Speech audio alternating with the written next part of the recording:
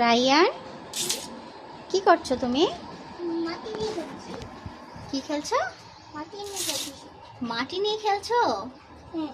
দেখি, এগুলো কি তুমি সাজাইছো? এটা কি রান্না করছো? হ্যাঁ।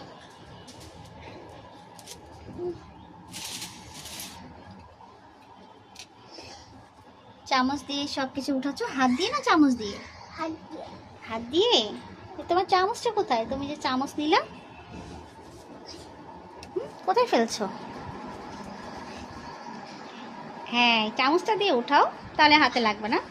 আরে আমি যে চামচটা ধরছি তা হাতে লাগছে। আচ্ছা ঠিক আছে, তুমি তাহলে খেলো। হ্যাঁ, মা, তুমি বাবা?